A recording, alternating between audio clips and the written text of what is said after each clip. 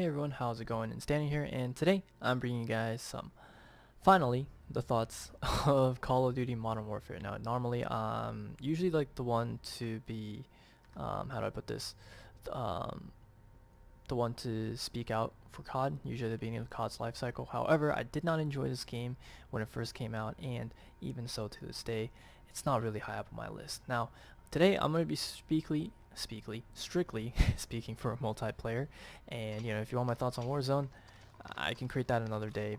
But if I'm going to give you a quick rundown, Warzone, decent game mode. It pretty much is up to par with Blackout. I definitely prefer Blackout a little more, but it's only because I like the Black Ops 4 gunplay more. But Warzone definitely is a good mode, and I think is the saving grace of this game. Now, co-op, played a couple missions, didn't play survival, because survival is exclusive on PlayStation 4. Dumb monetization, exclusive, whatever it's called, dumb idea. And so much on co-op, just not really, I don't know, not that enjoyable. If you guys enjoy it, great. Campaign, from what I've played, I didn't finish it yet. Keyword yet, I will get to it.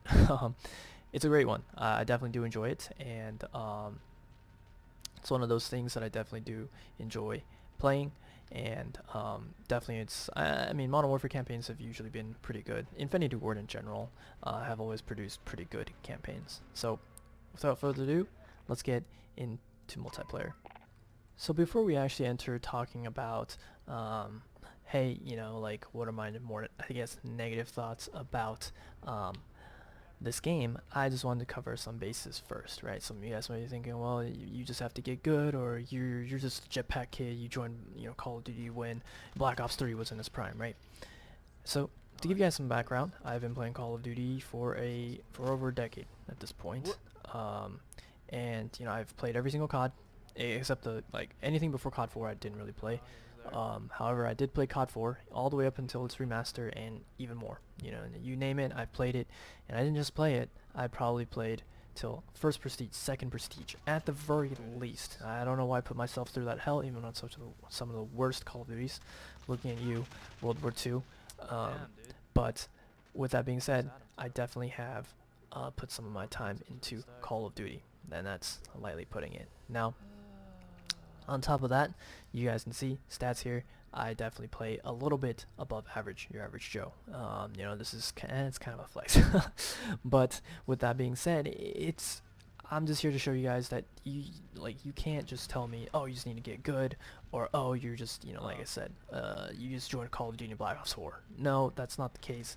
I played it enough, and it's not to be condescending or anything, but it's just to say that, hey, my 2 cents comes from a source of experience as well. I'm not just playing from, oh, I've only played Black Ops 4, I skipped out a couple in the generation. I've played them all, and I've seen the high points, the low points, and everything in between for Call of Duty. And so my explanations, although not fully thought out, as I do plan to release a video in the future, perhaps about 1 year down the line, maybe 1 year after it's Modern Warfare's prime, because hindsight is 2020, and we can take a look at exactly what went wrong with this game and what this game did right at the very end.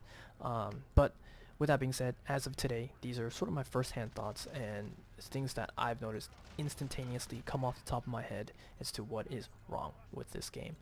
So, yeah, but before we enter, talking about, what they did wrong with this game, I think we need to applaud them for doing things right. Because free DLC is finally here in Call of Duty. Crossplay is here. Crossplay is phenomenal, and the whole tier system is still grindy. I mean, it definitely is not easy, but it's still grindy. And the fact that you can buy the battle pass, unlock guns, and unlock camos and stuff, and on top of that, your weapons have all the free weapons are unlockable, not through supply crates. This is a good step in the right direction, and I think that this is easily some of the best innovations that this game has made. On top of that, Ground War, all the new game modes, realism is very cool. Am I interested? Not really. But for people that do enjoy new things, that enjoy new factors, hey, these are here, and I definitely think that they're very, very cool. It still doesn't have a rank to play. I don't think. This is just for sweaties, I guess. But since you don't get a rank, I don't think it's not really there. Again, I haven't played League Play in a long time, or seriously in a long time. Last time I played was Black Ops 2. But yeah, so you got ground war, you got gunfight. I mean, these modes are definitely some cool stuff, and you even got reinfected back again, and so it's very cool stuff. And you know, their content release is definitely very solid, and I hope that in future CODs this becomes the new foundation for support, and hopefully they add on to it in the future Call of Duties, and they continue to build upon the game and really reduce away with any sort of nasty microtransactions that unfortunately plague Black Ops 4. So that's really some of the great stuff I have about this game. You know, other things are hit detection feels phenomenal. You know, this game's hit detection feels phenomenal. Guns feel great. Guns look great. This game looks great. And every gun feels like it packs a punch. It feels heavy. It feels good to shoot. It's definitely not as fluid as Black Ops 4, but it definitely has its own vibe to it. And I think this falls very much under Infinity Ward's like style. You know, they're generally a little bit more tuned back from, you know, Treyarch's more action-packed, fast-paced, you know, mechanically gunplay, as opposed this is more posted up and stuff like that. So with that being said, it's time to talk about some of its issues. And the first one being, well, maps. Now, out of what I think, it's around 30 maps, I think, 35 or so. I'm going to go down the list and talk about really what I think is playable. And the keyword is playable, not exactly fun, okay? 1, Atlas Superstore. 2, we have Crash. And I'm not counting, and I'm not going to count too much of the 2v2 maps because I don't really play them. And none of them really stand out to me because I don't get them in much play anyways. So we have Crash. That is 2, and Crash, once again, just playable, okay? Not like it's one of my favorite maps or anything. But then we have Gunrunner, which I think is actually pretty good. It's probably the best one of the maps. Hackney Yard, this is alright. Hard Hat, that's a remake. Candor, not too bad. We have Rust and Shipment I can't really count because, let's be real, no one wants to play Shipment, okay? People are only playing it because it's a fast way to unlock camos. And I believe the same goes for Rust. Now, some people might like Rust, but to me, Rust is just overglorified Shipment with an OP-ass tower in the middle, okay? For people to camp in. Okay, Shipment you can't really camp because spawns will fuck you. But, yeah, I mean, I guess you could sort of camp. I've done it, but, you know, it's much harder than it is on Rust. Now, Shoot House is a great map, without a doubt, definitely probably really up there, and Vacant, I think that's pretty alright. So that is around 8 maps, okay? If you want to include Rust and Shipment, 10, okay? 10 out of 35. A third of the maps are playable, alright? Now, take away Rust and Shipment, right? You have 8, right? And let's look at how many are remakes. Right? We have Vacant. Vacant is a remake. I believe that and Crash is a remake, right? I don't think there's anything else. Right, yeah. So Crash is a remake, and you know, not to mention too, they just broke down a lot of these, you know, ground war maps into smaller maps and called them new maps, right? I don't think it's really a way to call them new maps, but hey, you know, some people might enjoy it. So, 2 of those 8 maps are remakes, leaving 6 total maps that are playable. Now, how many of those playable maps are actually good? Now, again, this you can argue is my opinion, but I personally think Shoot House is a good map. And honestly, Gunrunner.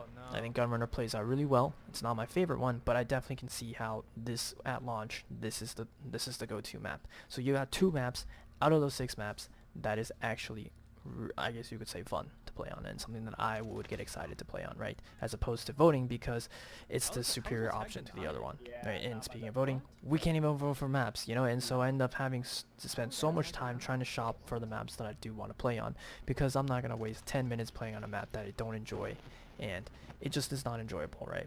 So, you know, you look at all these maps, and there's just so, like, there's so many maps that we just don't like, and the fact that we cannot vote for our own maps makes it extremely difficult to have a good time into finding lobbies that you want, not to mention the next topic, which is skill-based matchmaking. SBMM, this is the biggest bane of Call of Duty, right? Ever since Advanced Warfare, when it was implemented, Jesus Christ, it's horrible. Now, not every single COD game since Advanced Warfare has had it SPMM. However, I believe each of them has had it to a certain degree. Now, Advanced Warfare, basically, I feel like just did it at every single tier, right? What do I mean by tier? Let's take Black Ops 4 for example, right? Some people might argue that Black Ops 4 has skill-based matchmaking, but truth be told, I don't think it exists. Now, if it did exist, which I did feel when I did play on a new account, was that yes, and when you first start Black Ops 4, yes, you get into pretty potato lobbies. However, when I play on my main account, maybe it just could be the gap of skill that I have with the majority of the player base, or it just simply is that the threshold for skill-based matchmaking is reduced. Now, to elaborate a little more on that, let's just say there are 2 tiers, right? I feel like there are only 2 tiers. There aren't as many tiers in Modern Warfare, right? Or there are more tiers in Modern Warfare, and I'll get to it in a bit. But the first tier is like the below 1 KD player, the new players, right? And they put you in that group, and then you play, and then suddenly, you play against people who maybe perhaps put more time in, above 1 KD and stuff like that. But that's it. They don't put in you a lobby like that's like 1.8 KD lobby or something like that. There's no more tiers. Whereas it feels like in Modern Warfare, the lobbies that I get into, the average KDs are probably somewhere along the lines of 1.6, 1.7, 1.8, and these are, to be honest, they're above your average players. They can shoot back, and if you make a mistake, more than likely they can probably kill you. Now, with that being said, it just becomes very strict, right? And when you have skill-based matchmaking that is to this degree, and people can't really go run and gun, what do? They camp. And guess what? You create maps with power positions, quote-unquote power positions, otherwise over-glorified versions of camp spots. Then people are going to sit and care about their KD. Because let's be honest, the people who play well enjoy seeing their KD go up, seeing their stats. And I don't know, it offers a sense of satisfaction, right? Maybe they don't care that much about their stats, but they do care about their score. They look at their score as they determine it as to whether or not they did well or not, as opposed to, I just shot people and I had fun, regardless of how well I did, right? And in that camp, right, I can speak for that side because I am one of those people.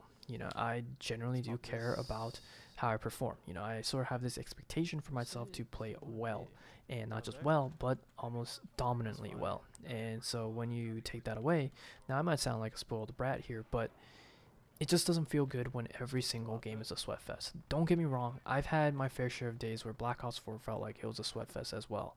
However, usually next couple of days, or next day, boom, it's over, and it may be just an unlucky string of games. And I welcome the competition. It's rough, but it's not like I shy away from it. But I can't take the fact that it happens all the damn time, because when you have that happen, the game just isn't enjoyable, right? It becomes super competitive, and you see people basically playing, obviously a lobby shop to get this sort of lobby, but it just doesn't make any sense, because when you're playing at the higher levels, you just see MP5s, M4s, jump shotting, slide shotting, and everyone's using the same set of perks, EOD, Ghost, Tune Up, or I don't know what they use, but